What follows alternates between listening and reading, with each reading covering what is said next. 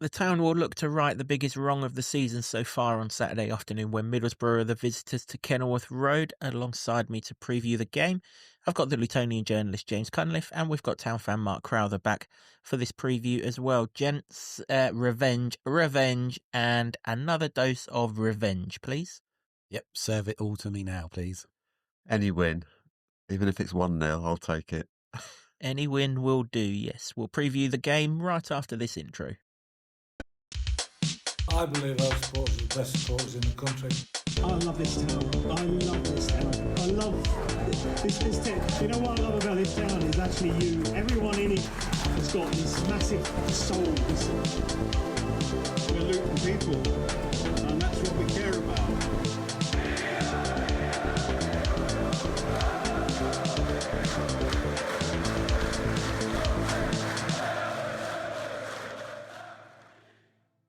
Hello everyone, welcome along to another episode of the Luton Town Supporters Trust podcast, the award-winning, longest-running Luton Town podcast, having scooped bronze in the Best Football League podcast category in the Football Content Awards.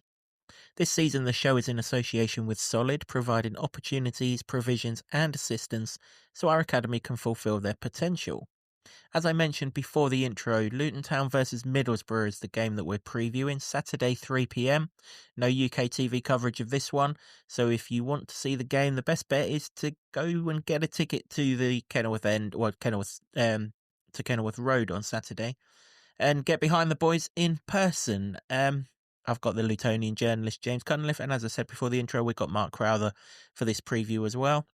And Mark, as Jimbo's just taken a gulp of drink away from his camera, I'll come to you first. That was not a good day at their place. In fact, that was the season-defining day so far for many. It was the day that many thought and expected that Rob would leave.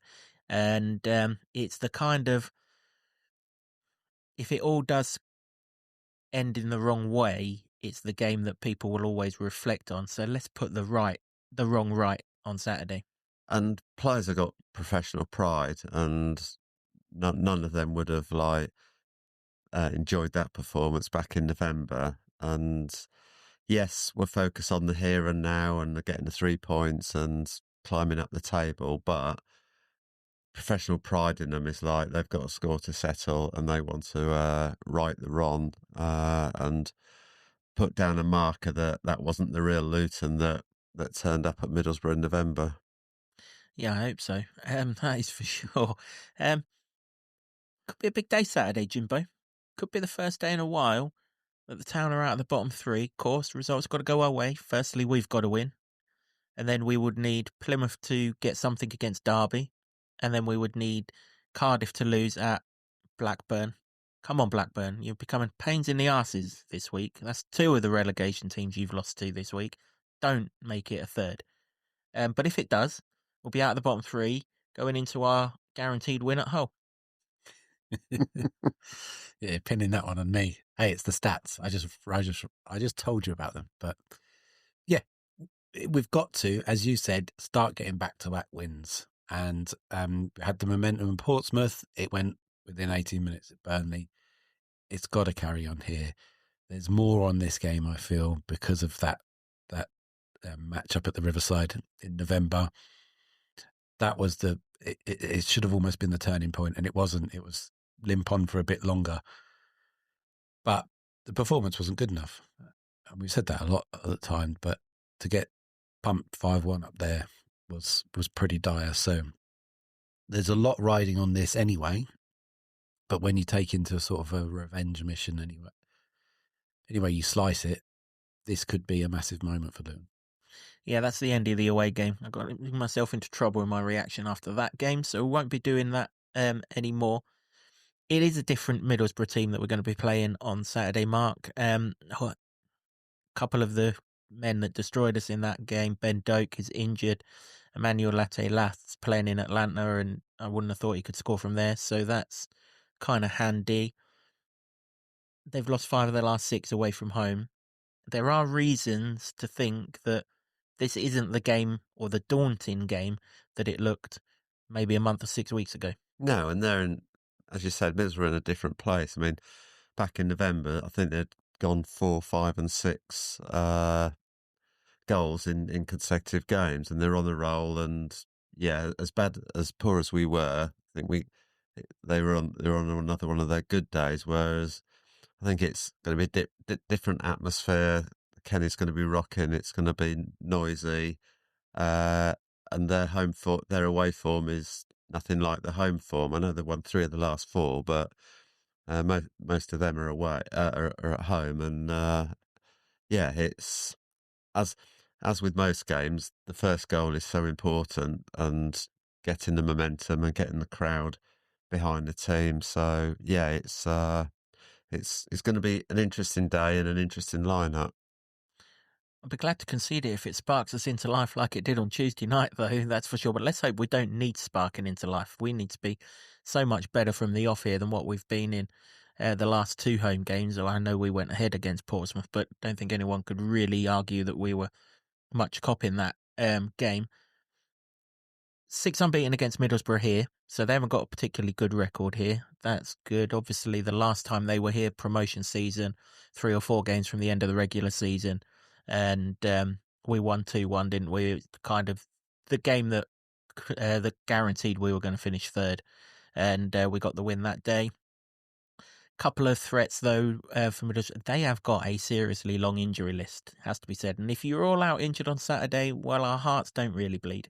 But one who isn't injured is Finn Azaz, and he's the geezer who done it all at their place. Yeah, he pulled all the strings, caused a lot of the problems. So that's a bit of a worry. He hasn't got some of his mates though, so hopefully that lessens the issue, but doesn't take it all away. So yeah, they've got some threats, haven't they? They're still a good side. Probably been very depleted, and things aren't going as well as they hoped. Hey, still like to be in that position, to be quite honest. But we are where we are. So yeah, it's going to be another one. I don't think there's not going to be a podcast where I don't think this is not going to be horrible, nervy, tough, difficult. Maybe have to overcome some adversity. I hope none of those things are true, but I think the reality of the season says we probably are going to have to go through the mire here and really claw something out. But we've got something now to we've got a foundation from that Cardiff end to the Cardiff game, and we've got to try and make that momentum count, because there's other teams picking up points, and Luton have got to be one of those. If you've got to get out of it, you've got to try and get as many as you can. And it's a more winnable fixture than when we thought we were looking at the end of the season fixtures and thinking, well, that's going to be a home game too far. And I don't think it is now, but it's still going to be a dangerous one. Yeah, if you're still with us after that ringing endorsement of what we could expect on Saturday, thank you very much. And hopefully the picture will be a little bit more positive for the remainder of the podcast. I have to say he probably is right, and I only really begrudgingly say that on this podcast as well. Another geezer who destroyed us at their place, Bergzorg, I think it's Delano Bergzorg, the scorer of the 1st and 4th, I think it was, might have been 2nd or 4th, I'm trying to put that day out of my memory. He's the other striker of that front 4 from that day who's still around. Yeah, but I think that the main one is that you said. I mean, he's got, I know we've just mentioned him, but 10 goals, 11 assists. That's the only stat you need to know that if we keep him quiet, then we go a long way. As good as the others were, without him, then he's the one we need to keep quiet. And if we do that, we can go a long way to impacting the game from our point of view and not necessarily what they do. Someone's coming back to the Kenny on Saturday. Left back. Someone's going against his former club on the same side on Saturday. Ryan Giles up against Izzy Jones. It's an interesting battle, and it potentially could be the determining factor in this game. Yeah, Izzy Jones has been very, very good up to a point, and the point is when he crosses the ball. And too many of his crosses have been overhit and not hit the mark. So if they do anything in the time between Cardiff and now, I'd just get him to do some crossing practice, because everything else has been fantastic. He's been very positive, running with the ball, making things happen, puts anyone he's up against on the back foot because of his pace. He just needs that final ball to be better. it was quite a source of frustration at Cardiff, but then it wasn't the only one that was causing that. But everything else is so good, and hopefully against his former side, he'll have the bit between his teeth, because he was a mainstay for a while. Doak came in, just didn't get a look in, and then he's come here. So, in the same way that McGuinness came back against Cardiff, and that turned out okay. Hopefully, there's some more good omens here. Yeah.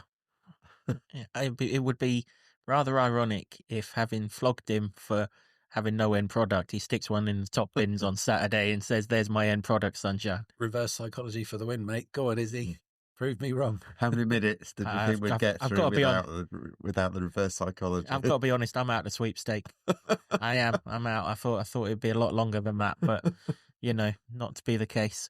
We're going to bring this straight back to Luton, because obviously we don't want to talk Middlesbrough up too much. You only have to look at the reverse fixture to know the dangers that they bring. But there's a lot to talk about with regards to Luton all of a sudden, because, well, we're clearly playing 3-5-2, or however you want to call it, 5-3-2, whatever you want to call it. But we clearly finished much better on Tuesday night when we switched away from that formation. Now, how are we playing this one? Would we like to see Matt carry on with the same formation, or would we like to see him start with that back four that not the back four that finished the game against Cardiff, but the formation of a back four that finished against Cardiff? Well, what we think and what we want might be two different things, but he's going to go with the back five. I know Middlesbrough play with a back four, but I don't think in his thinking is to match up against them. I think it's more about what we do than what they do. For me, he will go with the same formation, but it's a case of who he wants. I think the big question is about Naismith. He's only had a one-match suspension, so he'll be available. But yeah, I don't see like 4 or 5 changes. But it's a third game of the week, that dreaded third game of the week, and you can't forget that Burnley, they had to do a lot of chasing with 10 men for like 70 minutes. They used a lot of energy, and there was a lot of players that played a lot at Burnley that then played again at Cardiff. So we've seen it over the last few years where we've tried to stick with the same team, same players over 3 games, and we get caught out in the third game. So it will freshen it up, but no, I think it's going to be the 3 centre halves with the 2 wing backs, and with Asai Jones bombing forward to put one over on them. I mean, that is the good thing, isn't it? If they've got 10 injuries, they're not rotating much.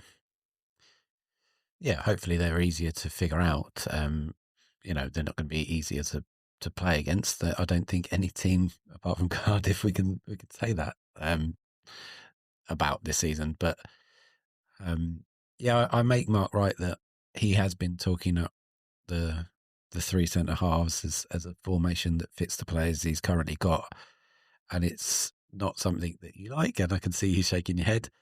And regular viewers and regular listeners will know that, yeah, we don't either. And the evidence of the end of the Cardiff game showed something, a glimmer of what potentially we could have.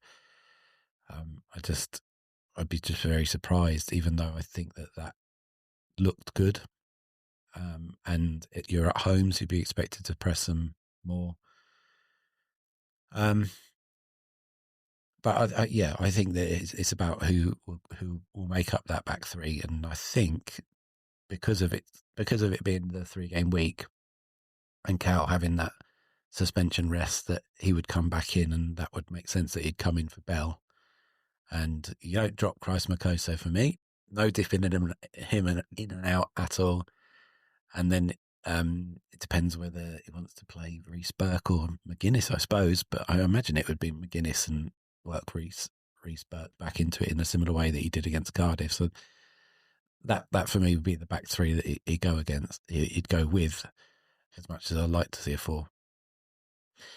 Yeah, okay, I'll go with the other two boys, although I'm putting it out there that I want the 4, just in case people haven't realised that I want the 4. I do too, by the way. I was just saying that's what I think it will be. Would that be your back 3? It's a really difficult one because I think where we've looked better with the 3 at the back is with Naismith's organisation and his leadership, and he's just he's a really good footballer with his presence and how he moves the ball out. So I think we just look more secure with Naismith in. I know we've done really well on Tuesday, but for me, Naismith has to come in. You can't drop Masoko, and for me, it's just a case of Bell's has been getting a lot of minutes back, and Bell on that left side suits the formation, and it gives us a bit more structure on the left hand side. So I don't think he wants to leave Bell out, but how many games have they had since it's been back? Is probably up to speed, and does he need resting? But yeah, I think for me Naismith will come back. This question, before I get pelters in the comments and everything, is purely for discussion purposes only. Does he have a divine right to walk back into this side after what he did at Burnley?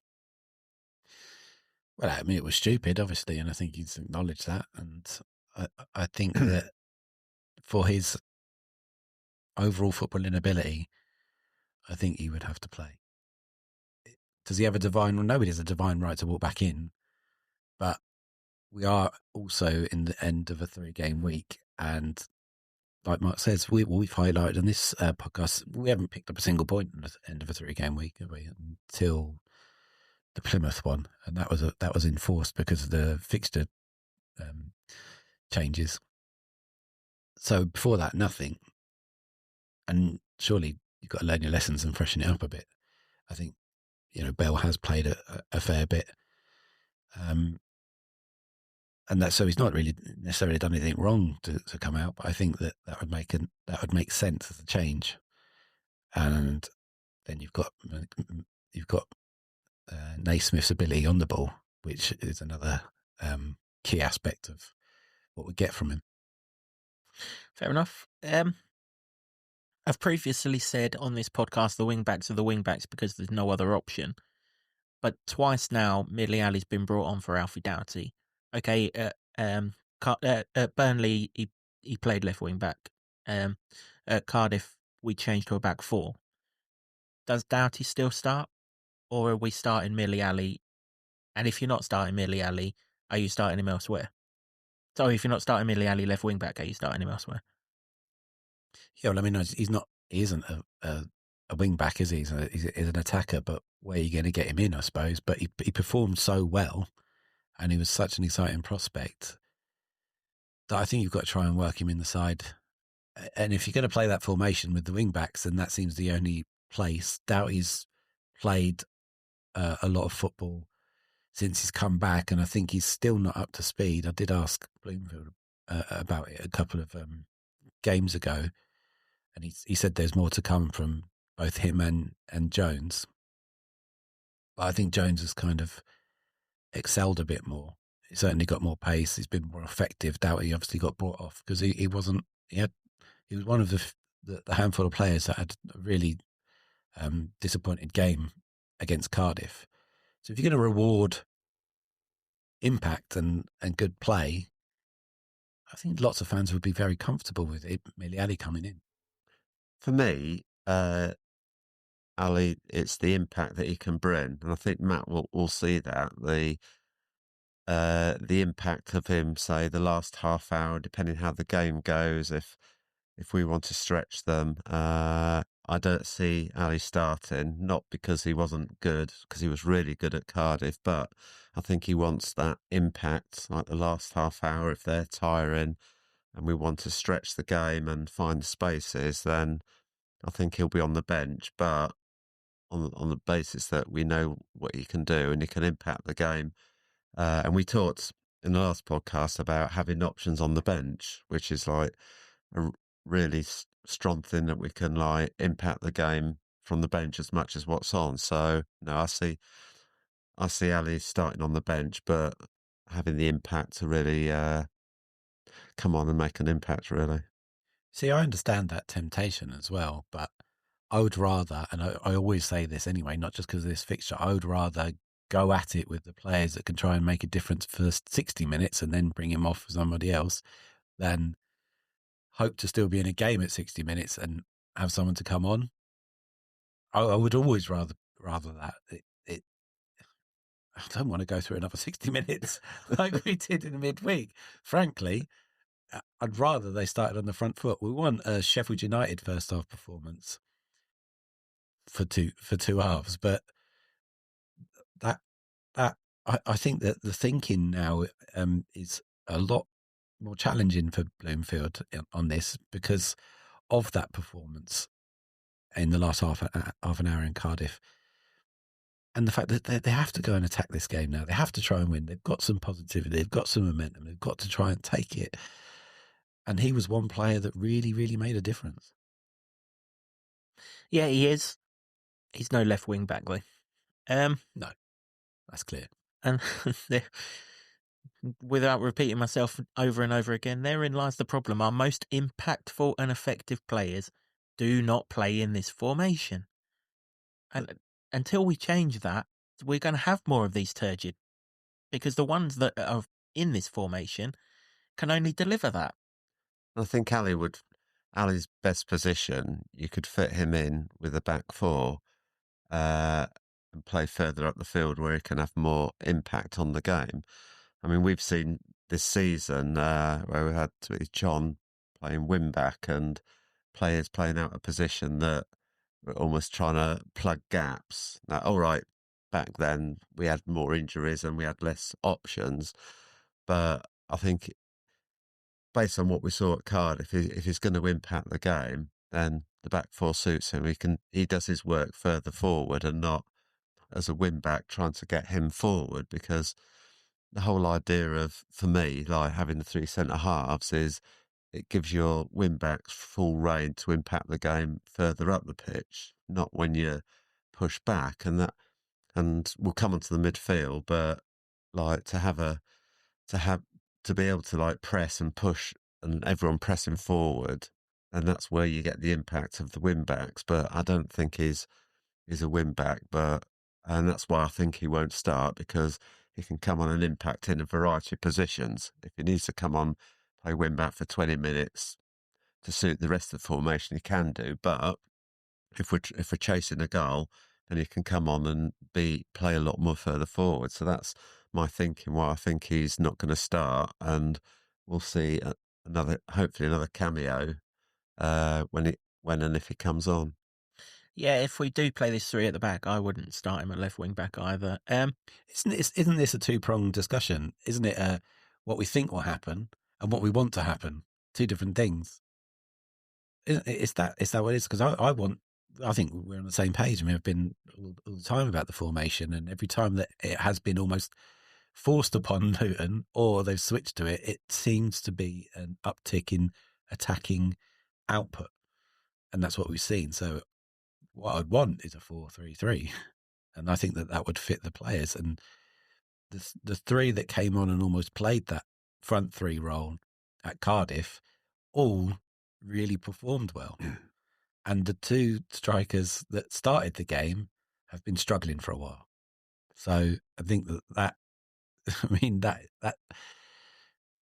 we always say this stuff, don't know, about there's no sentimentality in football, but there is for some players. There just is, and we all know that who they are usually for each team, each club, and maybe it's just a chance to change that. And I also think that the changes that Matt made, he was reading the game and sensed that was the time that we could push Cardiff back, and we were having some momentum and we were pressing. So those changes were right at that time for that game, that we had to go and try and win. Whereas we're at home. Yes, the momentum and it should be the onus on us to go and press, but those changes worked at that moment, and it's horses for courses. It's not always going to be that worked for the last half hour at Cardiff, so that's how that should be the template for the next 9 games. I think we just got to manage the game and manage the situation, which Matt did brilliantly at Cardiff. He did, yep.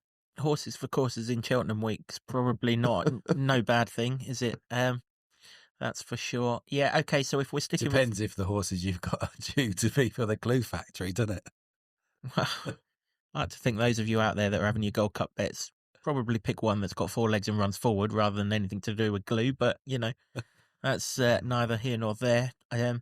So if we're sticking with this formation, I will come back to it in a minute and I will ask a couple of other questions around it, but if we're sticking with it, are your midfield 3 changing? No, not for me. I think that Clark was probably overall at Cardiff the best player. And Walsh had his moments. He obviously had that shot, and Tello obviously got the goal. But I think once they started playing more football in that second half an hour, he came into his own. And we've seen this at Sheffield United. His best performance was Sheffield United. He ran the show in the first half. He was electric, and I thought if that's the Tello we get, what a player. But when you bypass him, there's not a lot you can do, is there? The ball's in the sky and he's got neck ache looking at it. Not a lot you can do. So, yeah. But I think that will be the 3. I think you can't drop. I think Clark's got to play. He's just in good form. He's you've said on your previous podcast that Clark is more influential from a forward position rather than from a defensive midfield position. And the goal, his performances, the energy that he's giving us. What we don't know is how they're managing his injury. I mean, he says he's on injections and they're just sort of wheeling him out to give us what he can give, which is a lot. But obviously, we're making presumptions that everyone's fit, but Clark has to start. Just the form is in, the goal.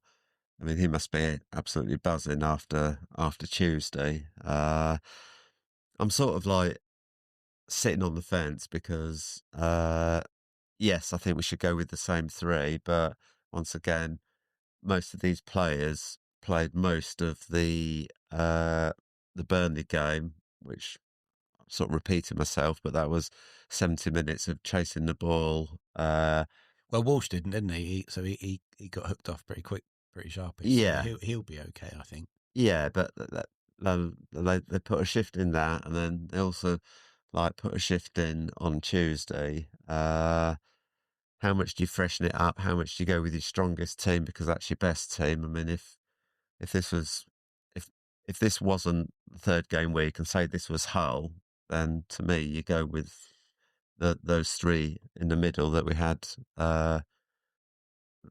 on Tuesday. And I think the fact that it's the international break right after this, I think you've got to go with your strongest team, haven't you? I said it 2 podcasts ago, there's no way out of this mess if Luton don't win back-to-back games at some point. The maths don't get you to 6 wins from prior to Cardiff. You can't get to 6 wins if you don't win back-to-back games somewhere along the line. You can only get to 5. So a home game against a team that's ravaged by injuries that you should naturally have your fire fueled by what happened at their place and 2 weeks to come after it. This seems like a pretty good one to try and get that second win against. I mean, let's be honest, if we don't get a second win here, we ain't getting it in the next 2. Might well get the win against Hull that you've guaranteed us, but beating Leeds at home, let's be fair, you can't go into that and say, well, your favourites to get a second win on the trot there, because nobody's favourites to beat Leeds right now. That's just the way that it is in this table. Maybe you might get them the 2 after, Blackburn and Stoke, or Stoke and Blackburn, whichever way round it is. But right now, these are the 2, aren't they? And with an international break to come, can Clicker just go 90 minutes more? He will do if he's asked. Of course he will. He'll run through a brick wall if he's asked. Absolutely. No one's ever got any problems with that. So yeah, I'm fine with that 3. Obviously fine with that 3 in this formation. Front 2 though. I mean, Morris will run through a brick wall again, and he'll go again if he's asked. But if the guy can't get any power behind a shot, which he couldn't on Tuesday night when he had a golden chance, usually a Morris would either have blasted that into the back of the net or blasted it into the back of the stand. But the one thing he wouldn't have done was passed it back to the goalkeeper.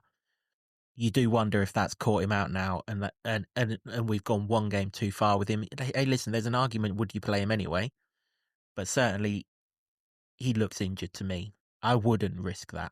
Clark looks like he's managing it fine. Morris looks like it's got the better of him now. And then, of course, Elijah, we spoke about in depth in the last podcast. So who's your front two? Here, if you want to get Ali in from the start, is where you could do. Yeah, you could do. Who would you be after a target man then? Because if you didn't play those two, you wouldn't have one. But would you need them? Can you play a different way then? Yeah, and that's probably what I'd like to see. Play a different way. How many times have we seen lump it up to the front men and it not stick, and it hasn't been? So what you're saying, Millie Ali and one other, which I know I have to say on his performance and his energy, Brown.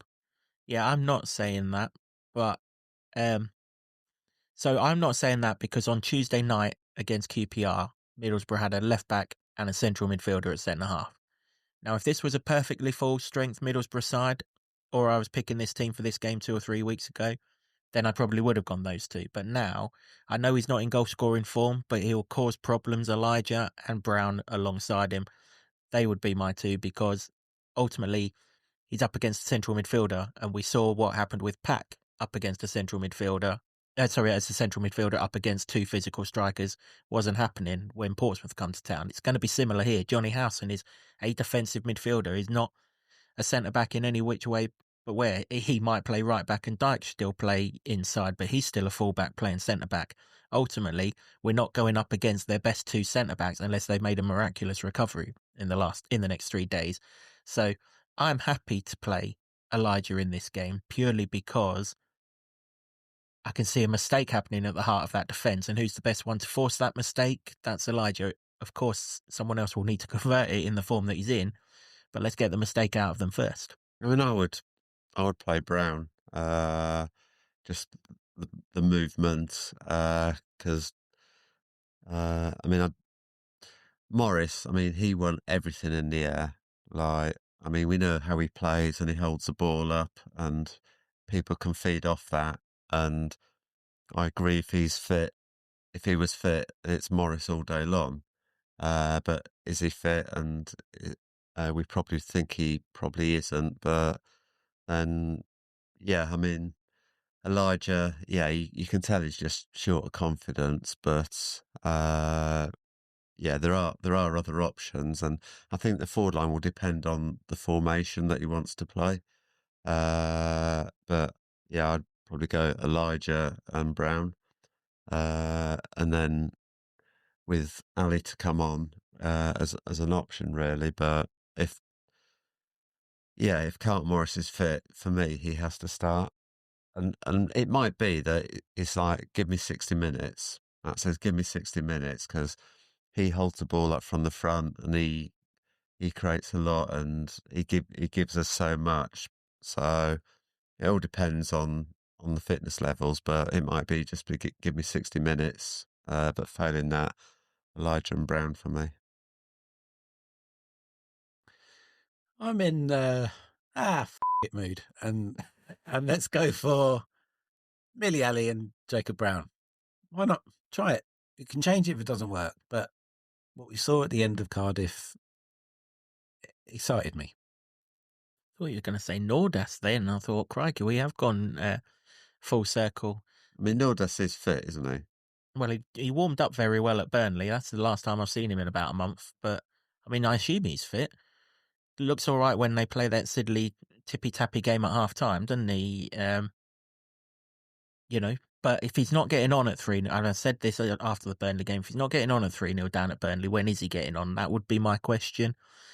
Ditto in midweek. If Lamin's not getting on the park when he's not fasting, when's he going to get on the park, particularly here, when he's going to be fasting all day? These are These are the questions that people are sort of wondering, particularly those two, because they're big money signings. And, our bench the other night started off with something like 10 million quid's worth of players on it, didn't it? And that's not Luton Town like. Didn't Nordas start the last home game against Portsmouth? Did he start against Portsmouth? I can't even think now. No, he started against Watford. Yeah, it was Morrow. Right, okay. I mean, we've got options, and we can mix it up. And I think Brown, almost like on that wide forward position, just with Elijah being a central forward and he being the focal point. But like you said, if it's part-time defenders that are if not experienced, then just Elijah to make himself a nuisance, and hopefully we can reap the rewards from that. Yeah, that's the only reason why I'll be okay if he plays this formation with two up front, because they've got two centre-backs who aren't centre-backs. Otherwise, here's the question, right? If you're Michael Carrick, and you're not, but if you are, would you rather, and you've got injury problems, the team that you've got out on Saturday, would you rather Luton play our 3-5-2 against it, or would you rather Luton play our 4-2-3-1 against it? If I was Carrick, I'd rather they keep more men at the back and don't go at these. Which is surely, therefore, the answer as to why you should play the 4-2-3-1 against it, or however you line it up, the 6 players in front of the back four, whether it's 4-4-1-1 like it transformed into the other night, whether it's 4-3-3 because we're hopefully going to be more on the front foot, or however the combination of the 6 are. Surely the fact that Michael Carrick would least want that is the biggest argument in the world for why we should be going in that direction. You're singing to the choir here. I'm all for loading up. I ain't singing. No, please don't. I am not Please singing. don't. I'm all for loading up the top end of the pitch because of that aspect of their makeshift defence. I'm just saying I would rather Miliali with his pace, Jacob Brown with his work rate, see where that gets you.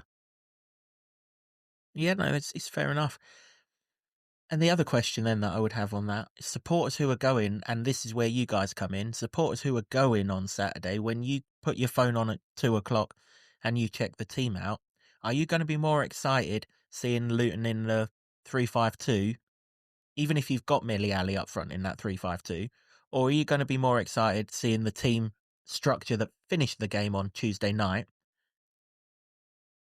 starting the game here? I mean, obviously, Mark, you'll be going on Saturday. How would you feel? Me personally, as a fan who's going on Saturday, if I see that structure that finished on Tuesday night, I will be buzzing for the game.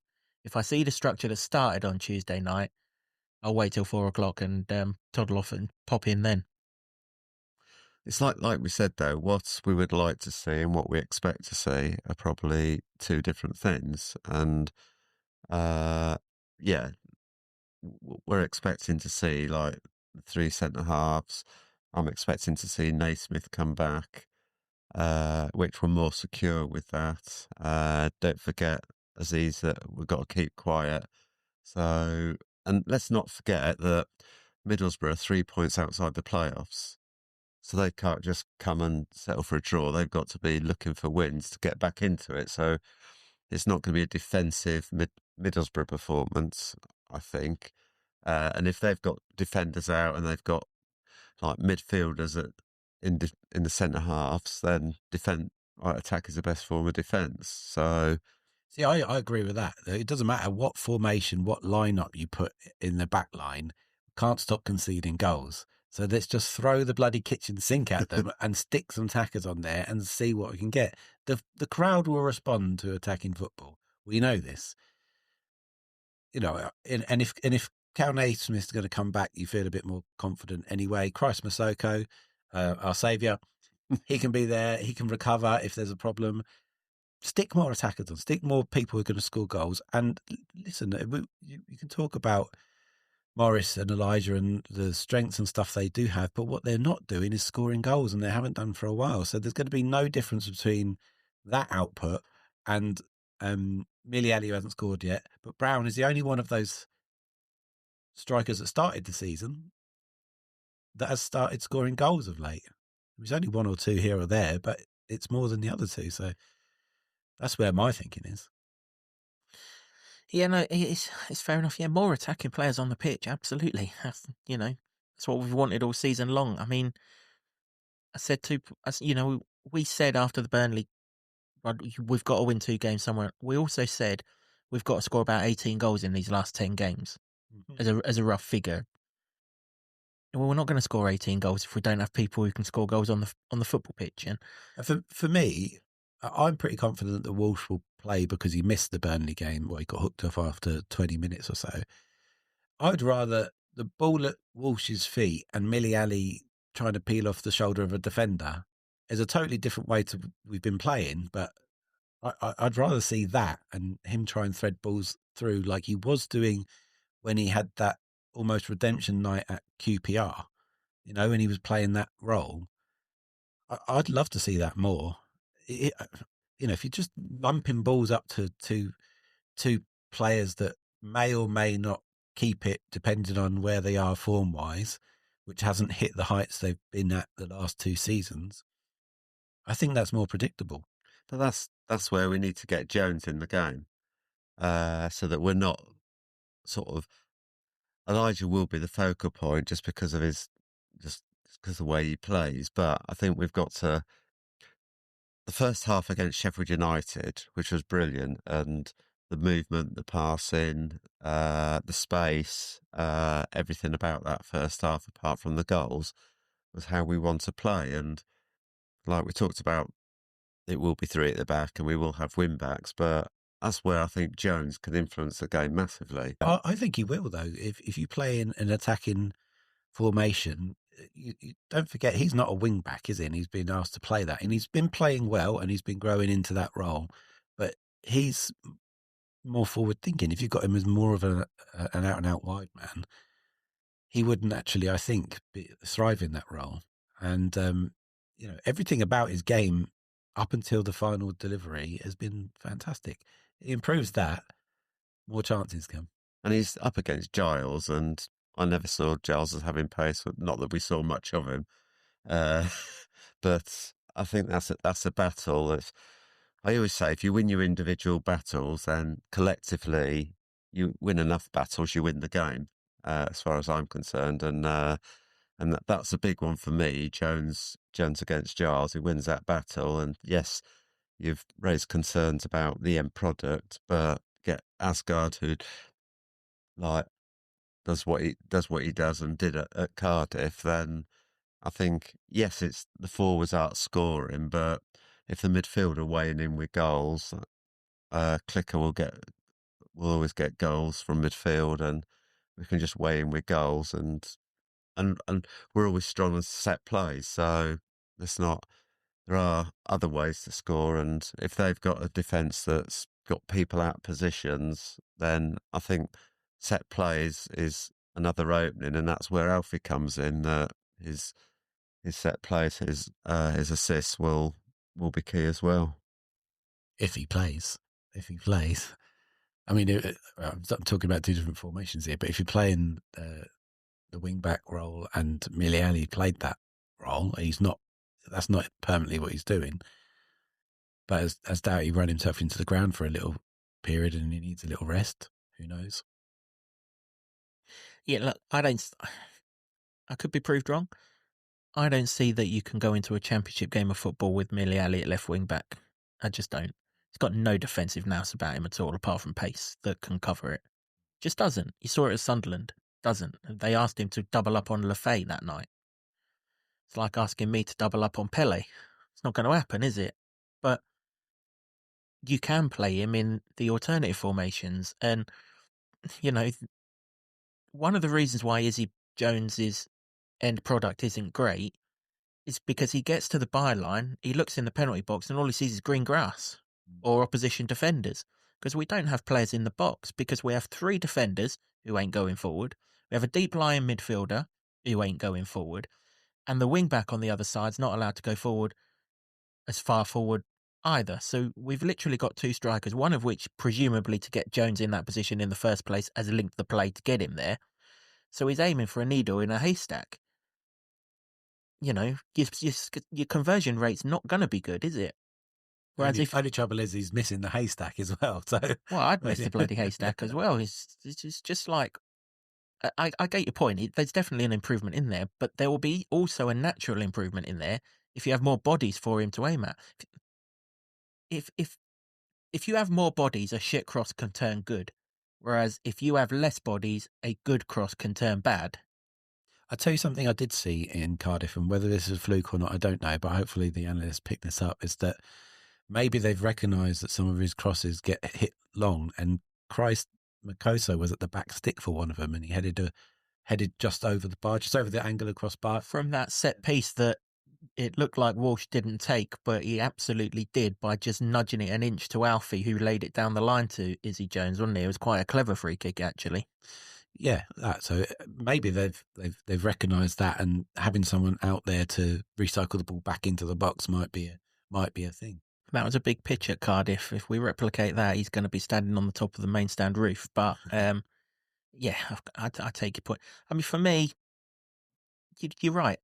Try and get more attacking players on the pitch. For me, I'm having Izzy Jones as just a right back in a back four. It's exactly where he played the other night. You had Bowler in front of him.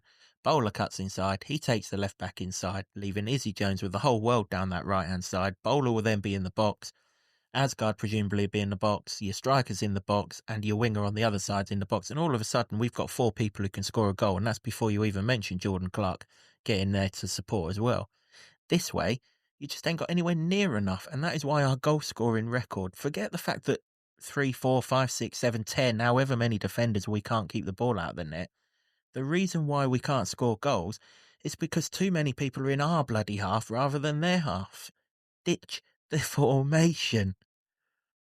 But like I've said before, that if Middlesbrough have got injuries at the back, I don't think they're coming like to hold on to a draw and maybe nick a win. I think it's going to be an open game. We're going to be able to find spaces, and if we play with that fluidity that we had against Sheffield United, and then the pressing and the movement, then I think we can get joy down the flanks and we'll find the spaces, because I think Middlesbrough are going to come to give it a go, going to attack, and that's it. That's where all their strength is. That's where all their form players are, the Aziz and all the others, that they can impact the game further up the pitch than they can just nicking a goal and trying to hold on for a game.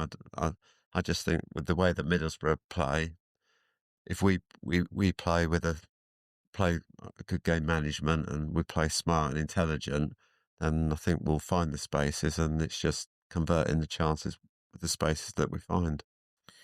Not sure those 2 words have been used to describe this squad very often this season, have they? Smart nor intelligent, but well, yeah, let's hope they are on Saturday for sure. I've put the case forward for the back four. We always put the case forward for the back four. Let's hope we get, even if it's only the last half an hour, let's hope that we get to see it at some point, because it is the way out of this trouble. That's for sure. Let's have your team selections and everything else.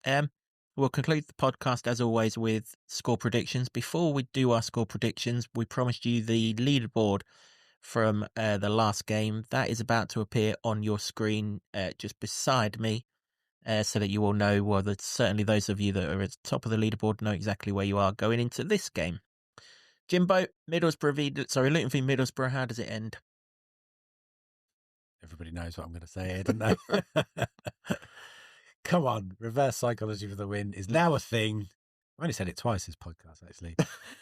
It's absolutely the thing. So, let's go bold. Middlesbrough are going to win 5-1 again. God, I hope your reverse psychology works this time. There's reverse psychology, and then there's just ridiculous reverse psychology. Well, I said it. I'm in a mood. I mean, if you go to the psychologist and they start babbling that nonsense at you, you're walking out before your appointment's finished, haven't you? How does it finish, Mark? We're going to win. I believe 2-1. I think there's going to be goals in the game. I think Middlesbrough have got too many attacking options, I think, for us to get a sneaky 1-0 win. I think we're at the stage of the season now where it's points over performance, but I think from now to the end of the season, it's going to be nervous. It's going to be edgy. I think they're going to put us through it, but they're going to put us through it in a positive way. And 2-1, I believe. Yep, served me well the other night. Hopefully it will serve me well again. I agree with you. I think 2-1 Luton as well. It was the score when they come down here in that game 2 years ago, wasn't it? And yep, stands to reason. Look, until we change tact, we're not going to be free scoring. We are stopping goals going in now. Take the Burnley equation out. When we've got 11 men on the pitch, goals are going in a lot less regularly than what they were. And we're going to have to score 2 to win a game until we develop the art of keeping a clean sheet. So, yep, 2-1 for me, 2-1 for Mark, and some nonsense from Jimbo. At the end of it, let's have your score prediction. And by the way, if I was going to be serious, I'd say every single match till the end of the season will end 2-1. But I'm not being serious, so there you go.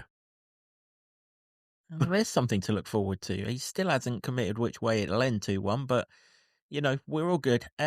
Let's have your score predictions in. Not as often to do this as what we normally give you, and obviously there'll be a lot more time when the whole game come along. Blame the schedule, horrible schedule this week. But we really do thank you for all of your support, and we know that podcasts have come at you thick and fast. So if you've managed to get through all of them, well done. And just one more to come before the end. Before the international break, and then we might just start sending them out a little bit less often during the international break, mightn't we? In the build up to that massive whole game, it has to be said, we will do one during the international break. Lots of people are calling for Paul to come on, the new trust chairman. We'll try and get him on at some point during the international break. But we do have the evening with John Still as well, so time and everything might not marry up during the course of the international break. We'll see how that one plays out. Do keep your comments coming in. As I say, how would you like to see the Town line up? Where are you playing Millie Ali? Is he starting? Is he coming off the bench? Are you 4 at the back? Are you 2 up front? Which 2 have you got up front? Let us know all the answers to all of that and your score predictions, and we'll discuss it all. Well, maybe we'll do some of that, actually, discussing that in a podcast during the international break. Bit of a deep dive from people's comments and things like that, because we still had a couple hungover from the last time, didn't we? So maybe in the middle weekend, get some comments into us for us to discuss about, and we'll do that in the international break as well, and catch up with everything that we've not been able to catch up with in this absolutely hectic run of fixtures. Suggestions, and we're not going to do everything, obviously, unless it involves biscuits, and then who knows? Well, we could. Let's hope we haven't got to do this on Sunday when we record. Let's hope we can keep biscuits out of the equation. Maybe that's for the international break. Yep, fair enough. Please do keep subscribing wherever it is that you consume this podcast. We are growing in numbers all the time. We would love to get to 2,500 YouTube subscribers by the end of the season. We're well on our way. If you know someone who hasn't subscribed, give them a nudge for us, and that would be very, very nice. Doesn't cost you anything, but all the numbers really help us. Yeah, I know everyone who does a podcast always subscribe and like and blah, blah, blah. We're not saying it for our own health. I'd rather not have to say it, but it really bloody does help. And you get a notification of when we put stuff out. So that's all nice and lovely and everything, isn't it? Particularly with this international break coming up, we will drop a podcast at some point. But as I say, with the John Still night and everything else, I just can't give you the exact date that it's going to drop right now. That is it then. Thanks very much to the Barber Club and the Lower Level for hosting our studio, to Sean Grant and the Wolfgang for our intro music, and to Ed Smith Creative for all the designs that you see on set. Till next time, where we'll review a huge home game against Middlesbrough from Jimbo, Mark and myself. Come on, you Hatters. 3 more points, please. I believe our supporters are the best supporters in the country. I love this town. I love this town. I love this town. You know what I love about this town is actually you. Everyone in it has got this massive soul. We're Luton people.